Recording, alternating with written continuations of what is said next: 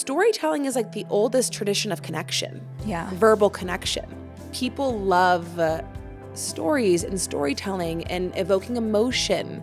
And that's like what we're enthralled by. And that's kind of how to be engaging, is by telling a story or listening to a story. And so, yeah, I think if you dumb it down to like, I'm telling a story. Yeah. In every interaction that I have. Yeah. What's that story? Or how do I invite someone to tell me a story as a response? Yes. Hey guys, welcome back to Something More Human, the show where we talk about human connection in the digital age. I'm Sam.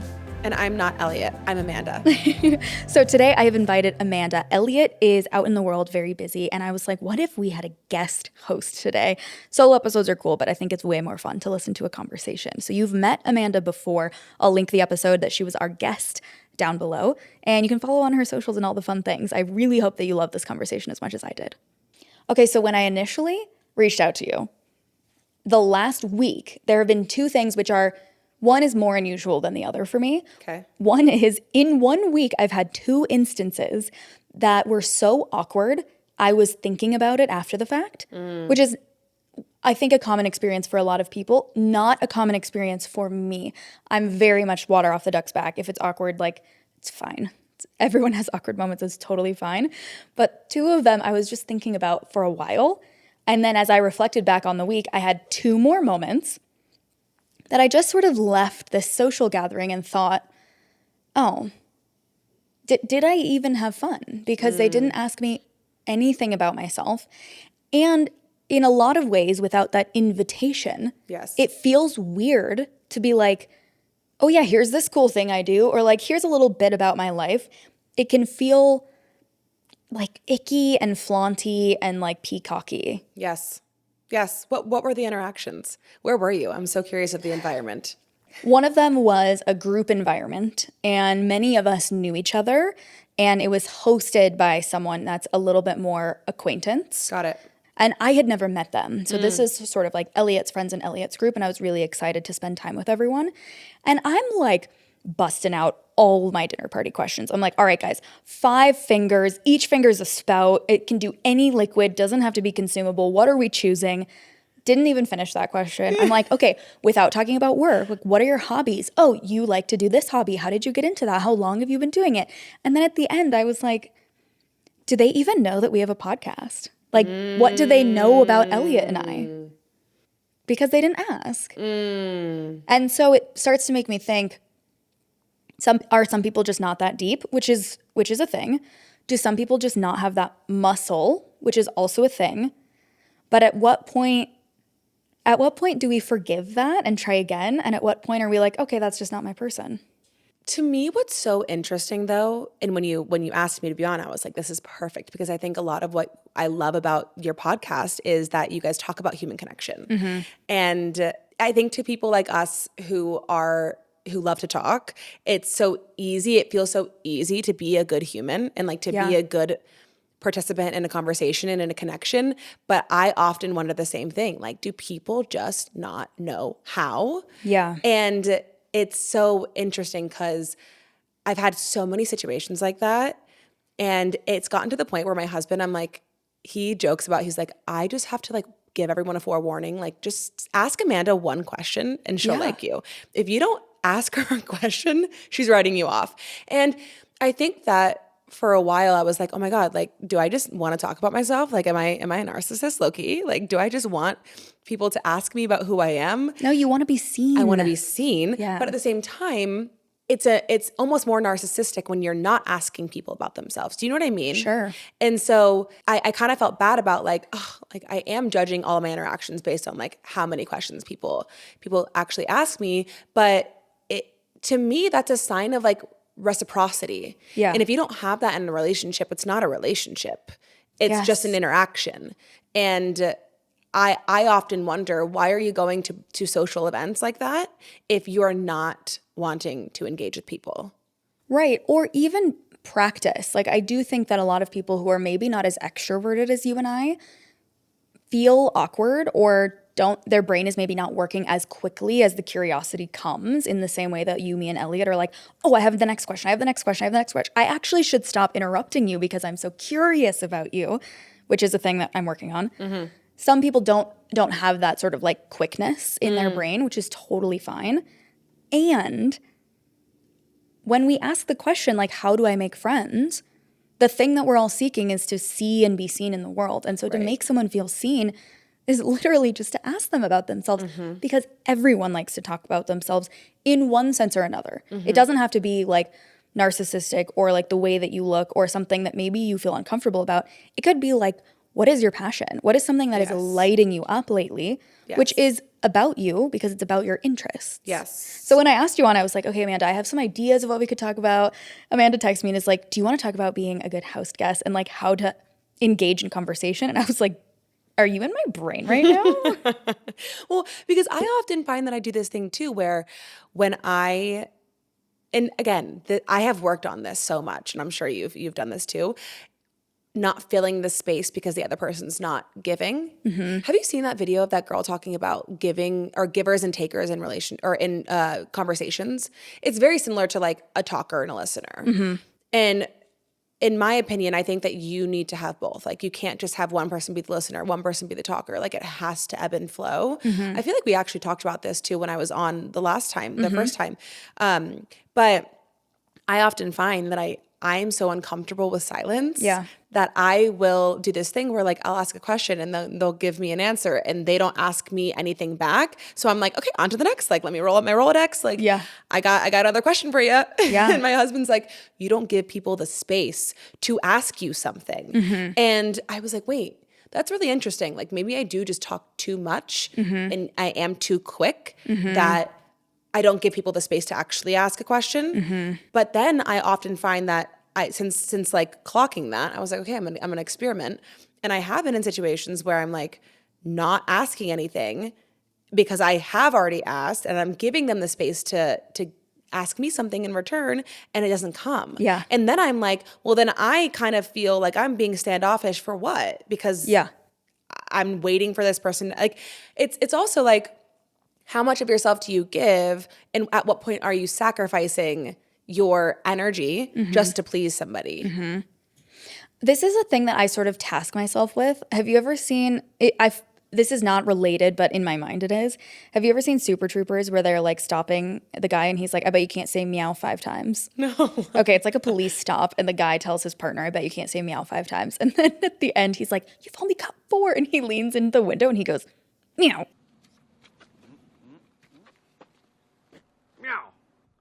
And then leaves.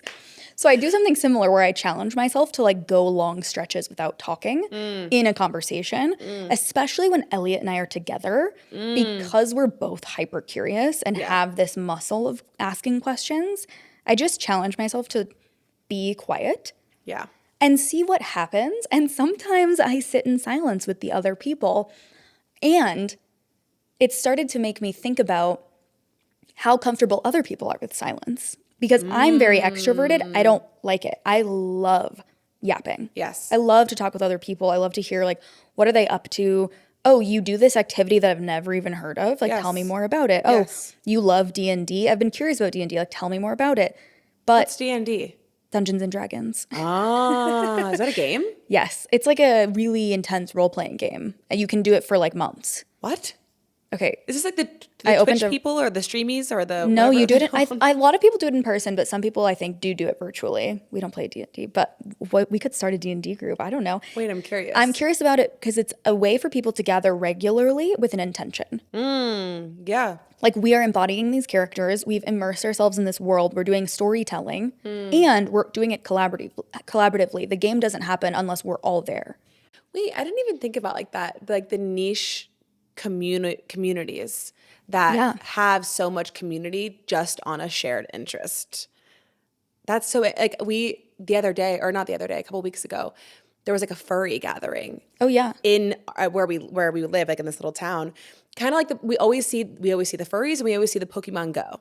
Oh yeah. And I'm like, those aren't necessarily my things, but like they have community. Yeah. Like rock on. Yeah. And I think so many of us, again, maybe that is too what it is when we become adults, we're so immersed in our work, so then we become friends with our coworkers. But if we don't work in an office and we are working from home, it's like you have to do hobbies, but we don't talk about hobbies enough as adults. And I've been really so happy for a lot of my friends because I have a few mom friends that are like, oh, I'm taking a sewing class right now. Love. Or, oh, I'm going to take a poetry class. Or, I'm doing this. And I'm like, that is amazing because we need to normalize doing things for fun and enjoyment, not for like productivity or a value or an art, even like an ROI. Like sometimes people, it can just be what it is. And then that's a connection point. Yeah, I think what's really awesome about especially community classes is you sit next to people that you may have never bumped into in the world before that class and maybe never would have without it. Mm-hmm. And that is so fun and cool. Yes.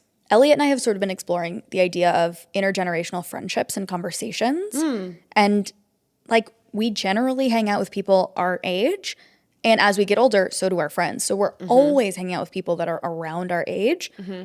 And when we talk to people that are several decades older or younger than us, like what is there to be learned and to gather from the way that we see the world? Mm-hmm. And those kinds of classes are exactly where that happens. Yeah. I was actually this morning, we went to this coffee shop near my house that we love. And there's a little donut shop there. It's the best donut shop because it's literally like $1 per donut. Yum. So we got like 3 donuts for like $4. Like it was amazing. And there's always elderly people there. What's like the correct term? Elderly people? Yeah. Older people? Mature people. But yeah, we always go and there's always mature individuals who are having coffee together. And you can just tell that they've done it for years and years and years. Yeah. And they sit there with their like disgusting coffee from this donut shop and a donut. And they're like just tar. like, it's bad.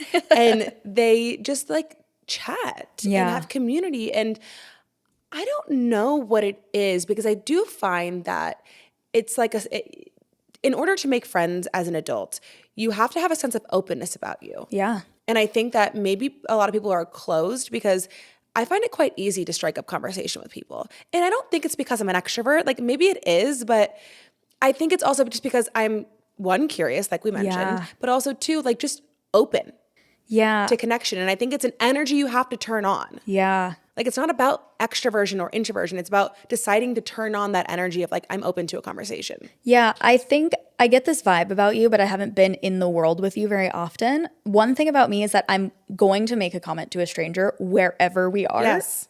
So it feels very dad in a lot of ways. Like I was flying home by myself. I was traveling for work or something. And I was talking to the agent when we were getting on, the flight attendant.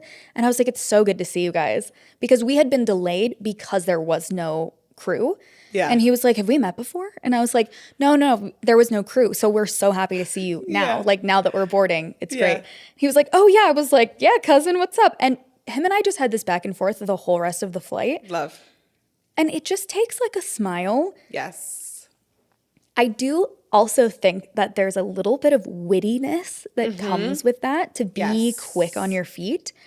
And that is not, for a lot of people, it's innate, but if you don't have it, you can build it. Yes, 100% you can build it. And it's so fun. Yes. Like banter is so fun. Yes. But again, I think it's about flexing that muscle. And I think a lot of people ask me too about confidence. And I think maybe confidence plays into it. Yeah. Because I think that there's a misconception that like people are just born with confidence, and if you don't have it, you don't have it. And I do think that that's true to an extent. Like I think there are people who just are more extroverted maybe, or more confident, just like in general, have a higher self-esteem, maybe based on their childhood. But I do think that confidence is a muscle that you can flex and build. And I think it literally is the fake it until you become it. And it feels really uncomfortable to do that when you haven't exercised it. And it still feels uncomfortable sometimes, where like, my kids are the most social people you'll ever meet. Like, talk about making a comment. Like, they will go up to anyone and just be like, what shoes are you wearing? I like your green hair. What are you drinking? Can I have some? Like, just so inquisitive and like, hey, this is me. Who are you? And I love that about them. However, sometimes I'll be like, stranger danger. Well, oh my God. Speaking of stranger danger, I asked my son, because they are so open and like welcoming and friendly. Yeah. I asked my oldest, who's turning 5 in September, I said, what would you do if a man came up in a van and asked you to get in his van and he'll give you some candy? And he said, I'd ask him what kind of candy he has. And I like, stand on principle. yeah. I'm like, no, nar, we will not be doing that. You will be running to mommy and saying that there's a man trying to give me candy. Like, but it's so funny. And honestly, I think that when it comes to raising kids, I would almost, again, like you teach them, here's mommy's phone number. What do you do in a situation where, you know, you need to call someone? If you need to call the emergency, what's the number? Like you teach them safety.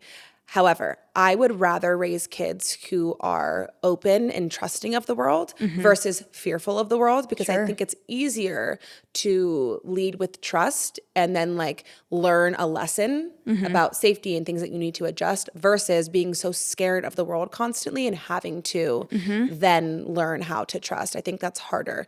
But my kids are so open, and I find myself sometimes, whether I'm like in my luteal phase or just like in a moment of I don't want to talk to fucking anyone. Yeah.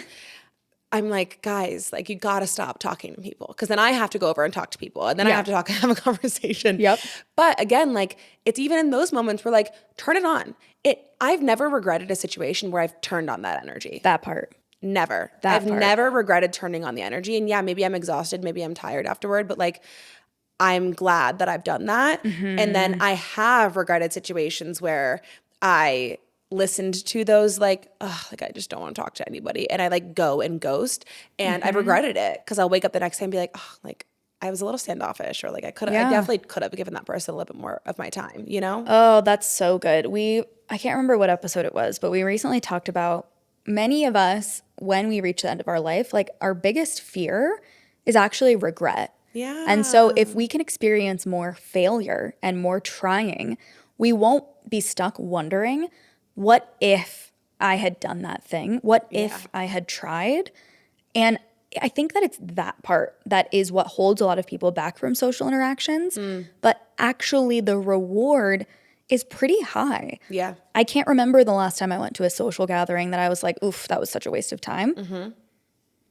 And I go to a lot of social gatherings. Yeah. Like I am out in the world doing lots of things. Yeah, you are. So my ratio is pretty good. Like Yeah. the success rate's quite high. Yeah. What if you just like looked up in your neighborhood what's going on and just tried it? Yeah. And if you hate it, you never have to do it again. Exactly. So do you and Elliot usually go and do a lot of things together, like out in the world? This is a good question. Generally, yes. Okay. But since moving to Denver and maybe in the last year, I have made a concerted effort to do things that are just Sam. Yeah. Because we're really Sam and Elliot in most situations, and a lot of people know us that way. And I started feeling like when I go out to places where people know us, they only know us as Sam and Elliot. And so without Elliot, they actually don't recognize me. And I hate that. Seriously? Yes. I feel like an extremely memorable person. You are. And was having a stretch of time where people were not remembering who I am. And I was like, okay, is this a weird cosmic like ego thing? Would they say to you though, like, I'm sorry, have we met? Or like, I'm sorry, had like. No, they would just be like, oh, it's so nice to meet you. I'm so-and-so. And I'd be like, I'm Sam. But like I could see in their eyes, they have no idea who I am. See, and that's the wrong way to go about it, in my opinion.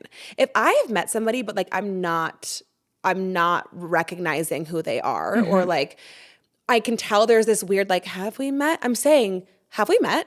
Right. Or like, remind me of who you are, or remind me your name. Like, I think people. I recognize you. I recognize you. My husband is notoriously, I keep calling my husband, Lucas is his name. I'm just going to say Lucas. Lucas notoriously is terrible with names. Yeah. But he often sometimes will be like, I feel so bad that I don't remember their name, so I don't want to ask them what their name is again. And I'm like, just ask. Say, yeah, I'm so sorry. I have so much going on. What was your name again? Like, I know we've met. What was your name again? It doesn't make you feel like you're bad for not remembering their name. That makes them feel seen. Like you actually give a fuck. Yeah, I forgot your name and I'd like to remember it. Exactly. Please tell it to me again. Yes, yes. So it's interesting. One of the awkward moments that I did not keep thinking about, but that happened last week, was we went to an event where we had already met the person a few times. Yeah. And we walked in the door and I was like, oh, hey, party. And he goes, oh, hey, it's nice to meet you. I'm so-and-so. And I said, I'm Sam. We've met. Not like in a dick way, but I'm very forward. So sometimes it can come off that way. And but he was not like, a dick way. That's like a. Just to remind you. Yes. And he was like, that's right. And so I just put my hand on his shoulder and I was like, it's okay. Yeah. And sometimes it can feel, I think, awkward and very forward to do things like that. But the benefit of just being honest, like you're saying, I recognize you, or like we've definitely met before. Yes. I had this experience at the mile long table. Elliot and I went. So afterwards, there was sort of like people were just like shooting the shit, standing around eating ice cream. And I was in a group and I looked over and this girl, Elliot, was introducing me to her. And I said, I recognize you. I think we've met. Like, do you go to the company, which is this place we go to often? And she's like, no. And I was like, we've totally met. Like, I recognize your face. And she's like, oh, I go to Creative Mornings. And I was like, that's it. We've met at Creative Mornings. And it's okay. Like, some people are not as good at facial recognition. Yeah. But I also think that to say that to someone does make them feel, even if it's not quite right. Like, I can't remember where we met. I can't remember your name. But I remember that this is not the first time we're ever meeting. Yes. Can still make somebody feel like at least you remember a part. Yes. Or a little bit. Instead of like, robot, we've never met before. Exactly. Like, try again. And like keeping it weird, because then I feel like every interaction you have, it's going to be the same thing of like, have we met? Like, I don't know. You don't break the ice. And I think it's important to break the ice in every conversation. But the reason I asked you that, because when you do go out solo and you are in a situation where you don't know anyone, or maybe you know the host of the event, but you don't know anyone attending, what's your what's your go-to? Who are you going to first? What's the first question you ask? How do you make yourself meet people and actually make the connection?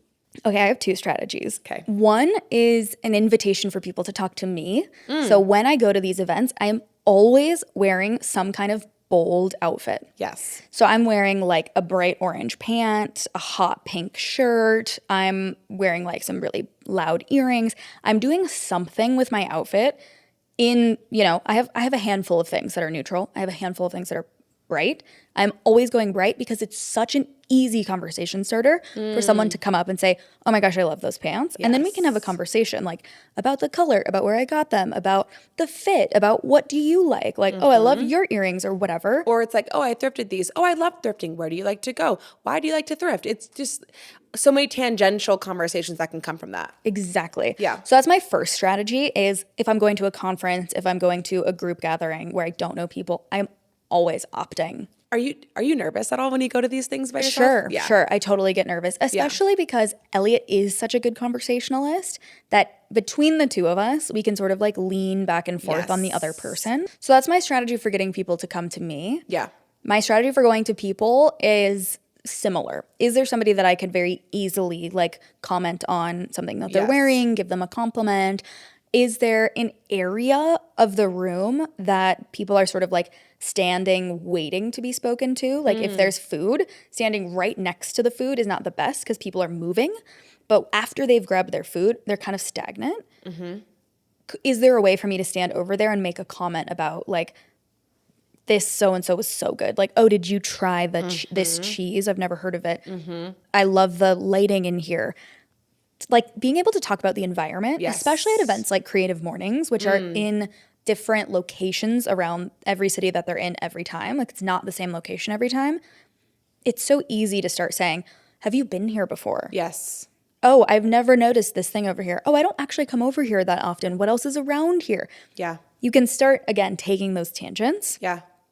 For you, when you think about, so when you said house guest, I want to know, are you thinking, because you have kids, when you hang out with people, the easiest way to create less friction in hanging out is inviting them to be a house guest in your home? 1000%.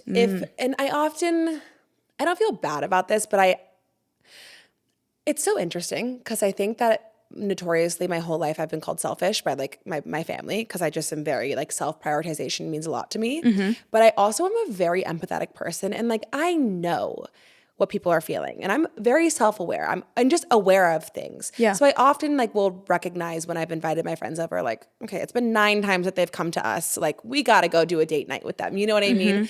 But it's the easiest to just have them come over to our house.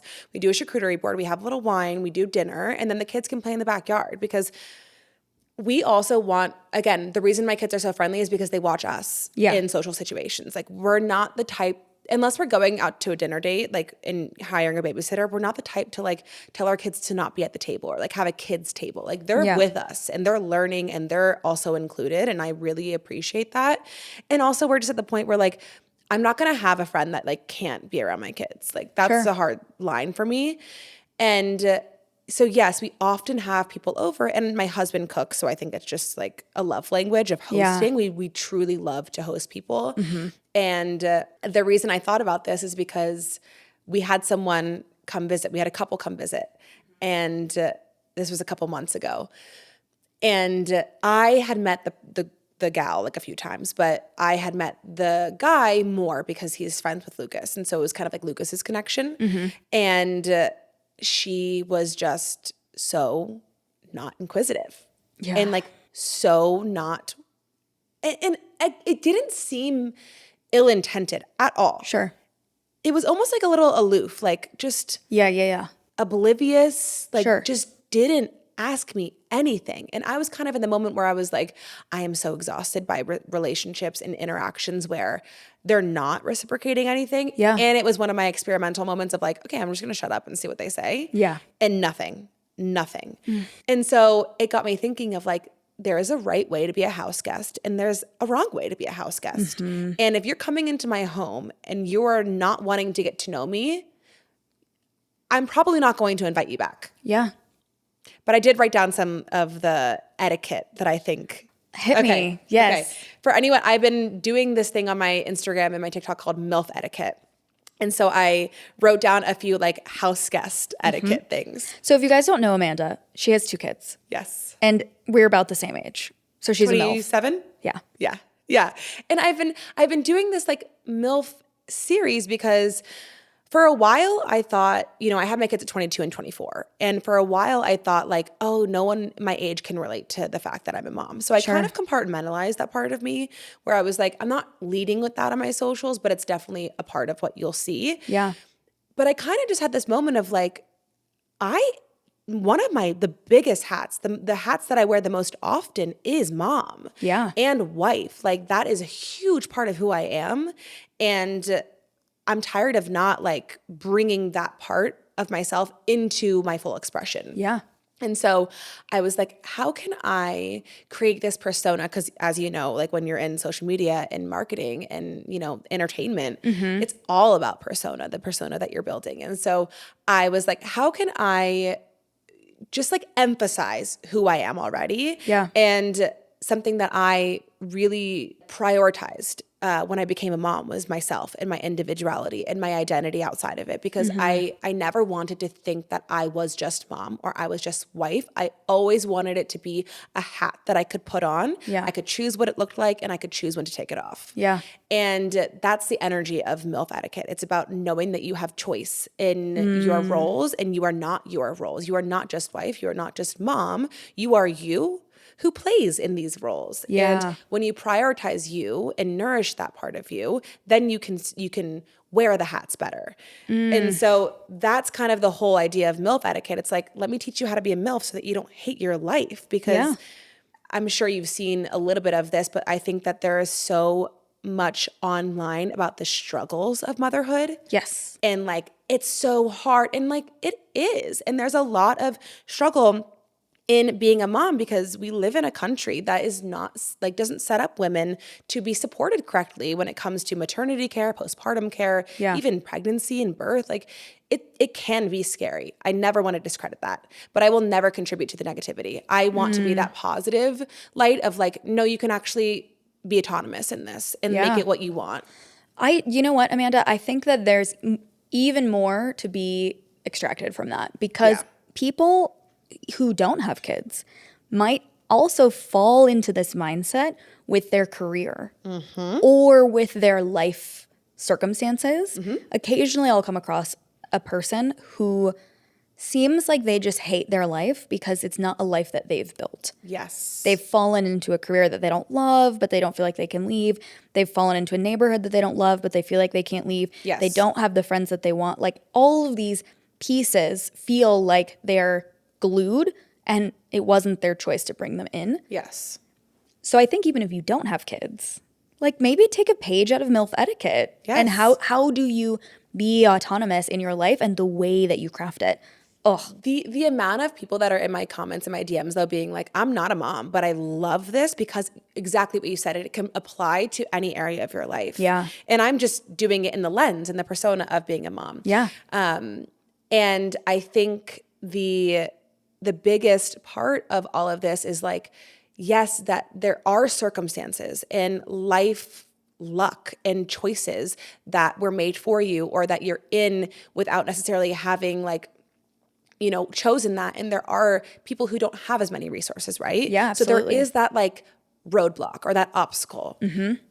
But I'm so big and like that should never stop you from living the life that you really deeply crave because that's what I believe everyone was put on this earth to do. Like if we're going to get into existence and consciousness, it's like we were all meant to do something in this world. And if you have it on your heart that you're meant for more than what's going on right now, then that's probably because it's for you. So if you change your mindset, you're going to change the actions that you choose to participate in.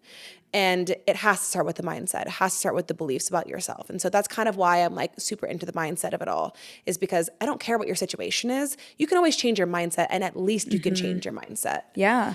The whole reason I was explaining that is because of house guest etiquette. Yeah. And I wrote down a few ones. Some of them are like obvious and some of them are funny. Okay, here's the thing before you even say the obvious ones. I will let you read this, I swear.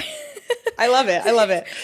Sometimes I'll say things that are so obvious and I'm like, yeah, it sounds obvious. But to a lot of people, it's not obvious. So if you're listening and you're like, oh my God, why even put that? There are so many people that are like, oh, never even thought of it like that. And exactly, because I often find myself doing that too. I think when you like create content so much, you know, you're like, am I being repetitive? But like the way that you say something differently sometimes will land different for different people. Absolutely. But Okay, one more thing. No, I'm just kidding. That was good. The first one was offer to do the dishes. If you're coming over to my house and we're doing dinner, we're cooking for you. Yep. Or even if like you're just staying at my house and you're cooking in my kitchen or whatever, offer to do the dishes. Now I will say this, I'm probably not going to let you, but offer. And it's funny because like, I probably won't let you because I know where the dishes go. I know how to, I'm a kind of a control freak. Sure. Some dishes don't go in the dishwasher. Exactly. Yeah. And like, I know where to put them away and like, don't use a paper towel for this, use the dish rack, whatever. But like, if you don't offer, I am going to clock that. I am going to judge that. It's the intention. It's the intention. It's the intention. The other one, this is funny. Don't openly vape around my children. Okay. You know what? This is a really good one because we hosted somebody overnight and I mean, y'all, we're in Colorado. Everybody is smoking weed. Yes. I don't smoke weed. I don't either. At all.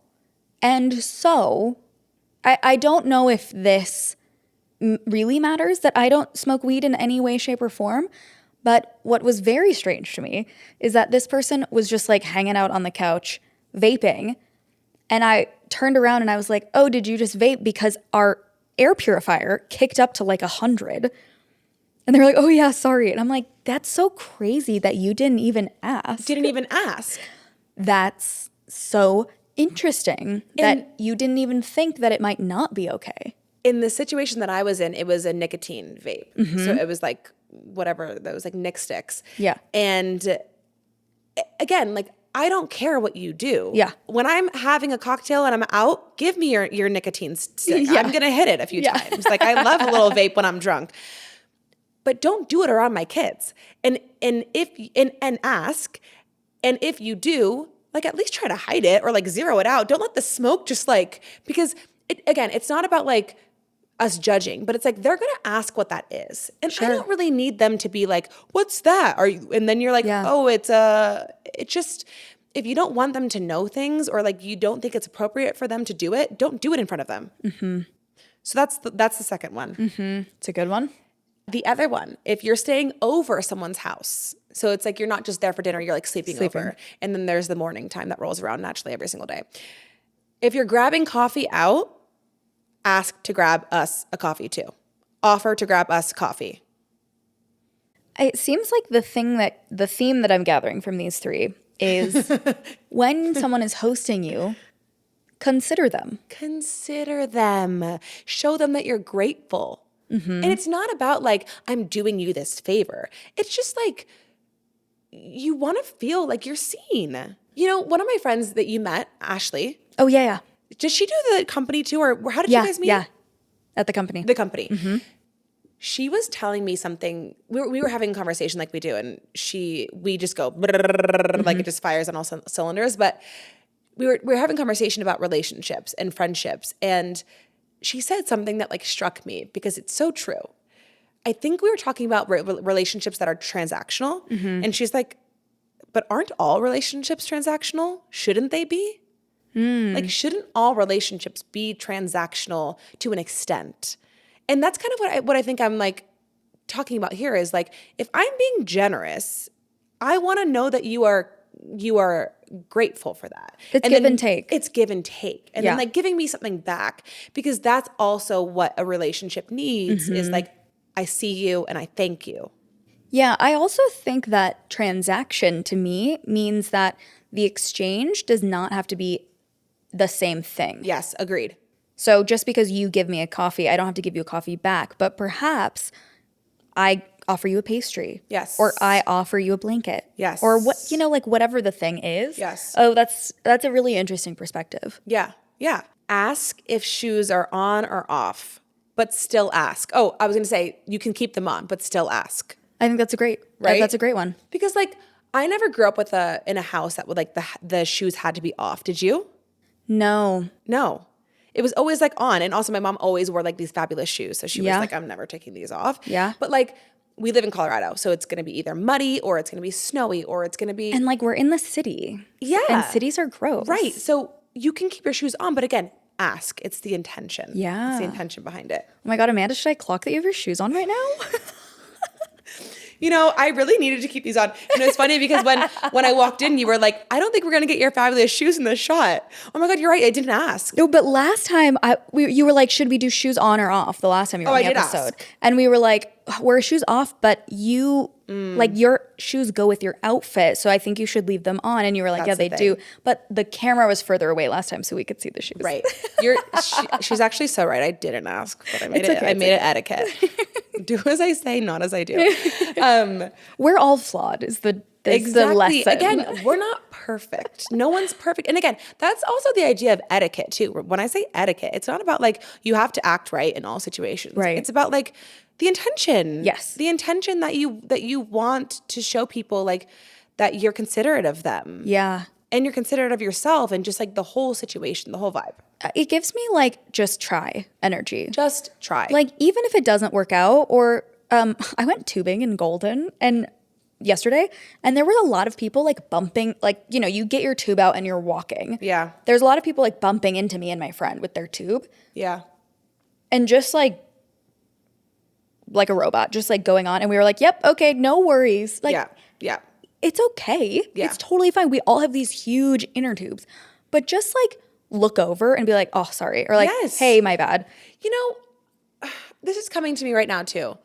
Because I think something that I have been talking about is I like when people discipline my children. When we're out and my child is doing something like that he shouldn't be doing, tell him. Yeah. And like be considerate of the fact that like of other people's children. Like want to help raise other people's children and like tell them that they're doing something that they shouldn't be doing, or like, you know, say, oh, buddy, like we're not going to do that. Like there's a way to be compassionate and kind in correcting people's behavior. Yeah. But I think maybe we've gotten to a point where like we don't feel comfortable correcting people's behaviors anymore. Yeah. Because maybe we like want people to do whatever they want and like be whoever they want, and that's totally fine.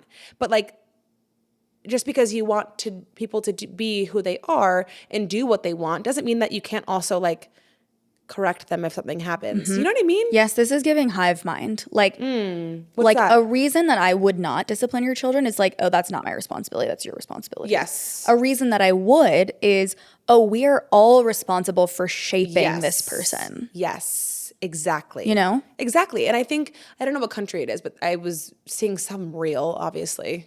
I was about to say, I read this somewhere. No, I watched it. I read it on TikTok. Where like the publication TikTok, you know it. Exactly. Like where the whole country just like takes care of the kids, of the children. Yeah. And I just love that mindset because like, I want my kids to be able to trust the world and not fear it. Yeah. And I think if we all decided that like, oh, every kid is our responsibility. Yeah. Maybe we could do a better job at that. But the last one is greet the host properly. There are so many times where people come over my house and they're just like, oh, hey. And I'm like, you're at my house. Interesting. Say hi to me, look me in the eyes. You don't have to give me a hug, but like either it's like a handshake or something. Greet me properly. See me. Yeah. What is that thing? Love me, choose me, pick me from Grey's Anatomy. You don't know? I live under a rock. I'm so sorry. You actually do, I think. Yeah, I do. That's so fascinating. Again, seems very obvious. Yeah. But is a miss for a lot of people. A miss for a lot of people where like, or they give you like the side hug and Yeah. they don't look you in the eyes. I mean, I think eye contact for me is a big thing. And a lost art. A lost art. Yeah.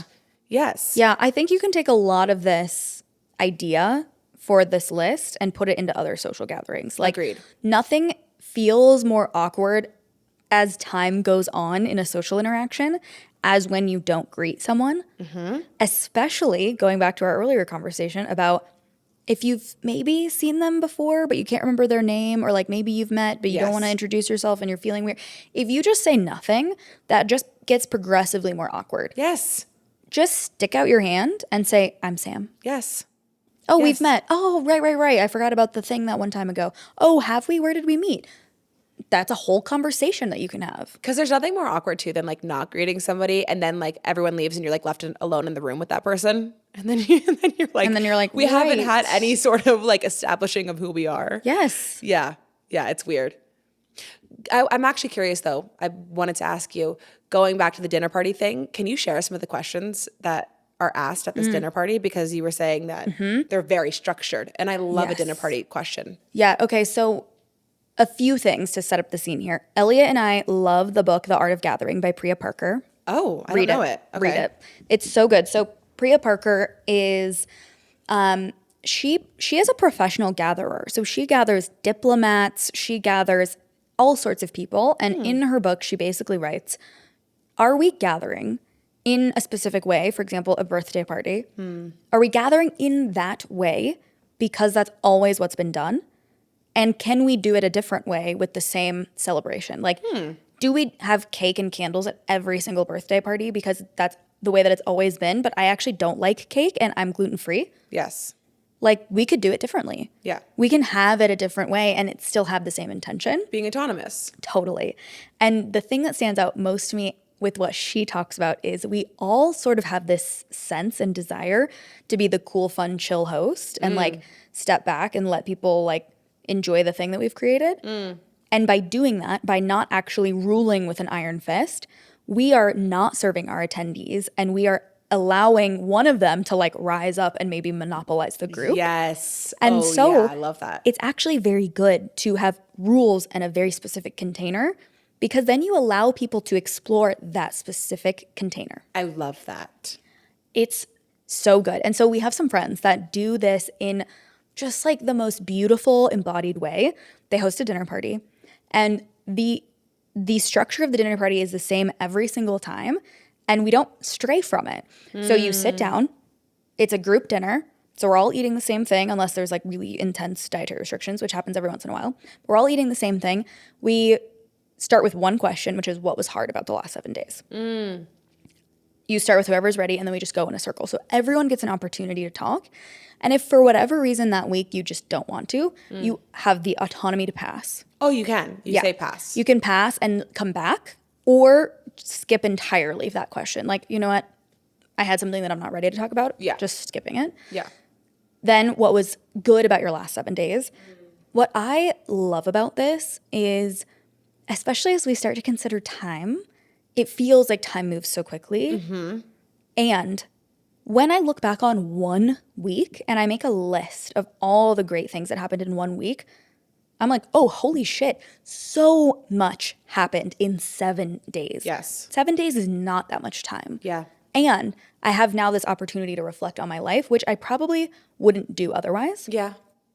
I also love that because I think that when you meet a stranger, you think more about like, I want to get to know who they are and their life story. At least I do. I'm like, tell me everything about your childhood.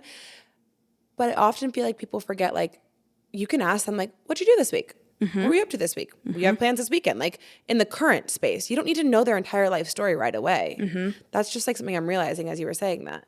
What's also really interesting about this group, so things like the company, things like I'm in a couple of book clubs, things that have this sort of specific flavor or intention for why we come together and why we're experiencing a specific thing. Oftentimes, I find that I've built a relationship with a person and I'm like, I actually don't know what you do for work. And that is such a fun feeling instead of leading with that. Yes. Yes. That's kind of a flex in today's day and age, I think. Totally. Because the first question that anyone asks, what do you do? What do you do for work? And it's jarring.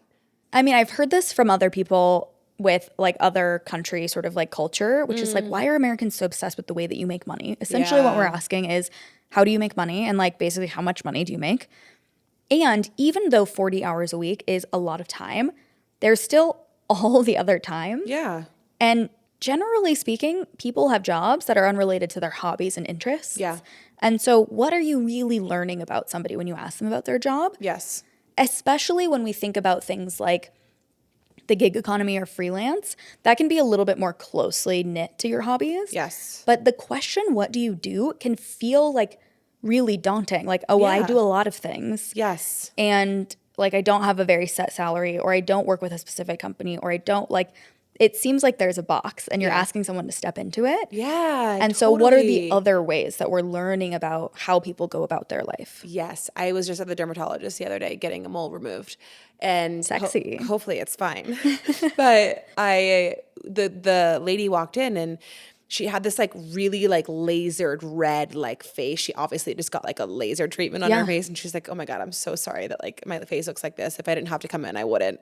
I was like, it's totally fine. Like whatever. And I was like, oh, she's cool. Like we can talk about whatever. Yeah. And immediately as she's checking my skin, she's like, okay, so what do you do for work? I was like, why do you need to know that? And I'm like, maybe it's because I put self on my patient intake form and she's just curious. But I'm just like, that was so weird. Like I'm literally naked. You're looking at my entire body to check for moles and you're asking me what I do for work. Yeah. This feels like the wrong time. Or like I get wanting to make conversation, but Yeah. how can we as a society retrain ourselves that the default is not, so what do you do? Yes. Or it's like, what are you doing today? Or what do you have planned today? And then if I Yeah. say work, that's an invitation for you to ask me about my work.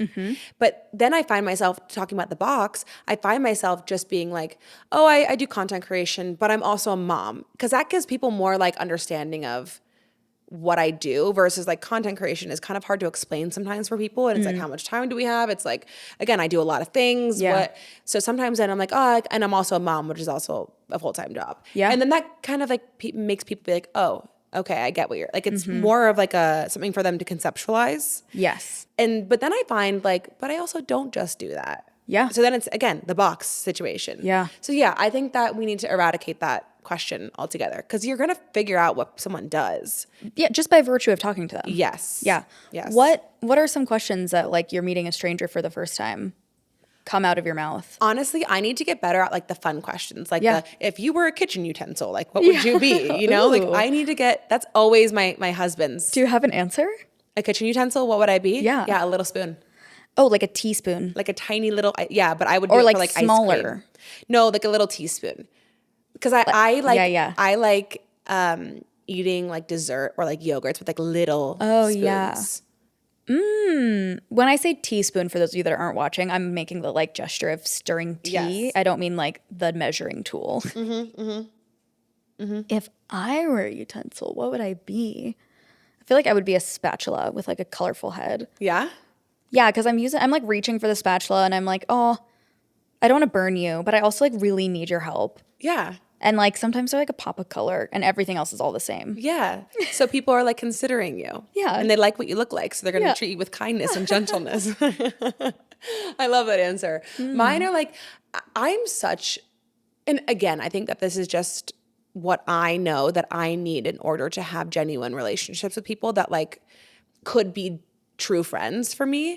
I need to know that you can go deep. Yeah. And so I'm constantly asking like, where are you from? That's usually my first question. Like, okay. Are you from Denver? Where are you from? Oh, you're not? Cool. What brought you here? And then it's a conversation about their journey. Yeah. Oh, cool. Like, where, do you have family here? Do you have siblings? What's your family like? Like, and then I'm asking about your childhood trauma. Like, you can share or you don't share, but then we go into that. It's like, I'm usually going straight in with people because that's kind of how I know that like I can build a relationship. Yeah. But if I'm not like wanting to see if you can be like a true friend and it's just like a casual interaction, I'm doing the same thing that you do. It's always like, I love that outfit, or like, I love that ring. Tell me about that. Like asking for them to tell me a story about something that they're wearing. Yeah.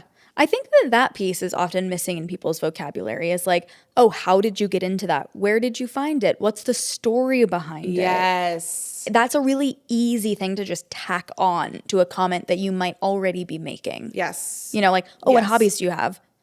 Oh, I like to shoot basketball. Well, okay. I think. How did you get into that? Yeah, because I think that if I'm thinking about it, I was having this thought a couple nights ago. Like, storytelling is like the oldest tradition of connection. Yeah. Verbal connection. And I was realizing that people love stories and storytelling and evoking emotion. And that's like what we're enthralled by. And that's kind of how to be engaging is by telling a story or listening to a story. And so, I think if you dumb it down to like, I'm telling a story. Yeah. In every interaction that I have. Yeah. What's that story? Or how do I invite someone to tell me a story as a response? Yes. And then you're also probably going to remember it more. That's how we remember things is through story. And looping it all the way back to mature people, to the elderly, ask them to tell you stories. Oh, and they have so many. So many. Yeah. So many stories. And you can literally just be blunt. Like, tell me a story from your life. What was like the coolest experience you've had? Where's the best place you've traveled to? Like, what was your earliest memory? Like, things like that are really fun. And again, breaks the ice. Yeah. Yeah. So good. Amanda, this is so fun. I know. We could talk forever. I know we could. I so appreciate you. I appreciate Do you have another list about being inquisitive or no? I don't. Okay, no. great. That I was feel my like list. I feel like we covered That was my list. curiosity. Yeah, I think so too. I love it. I so appreciate you. Yeah, I appreciate you.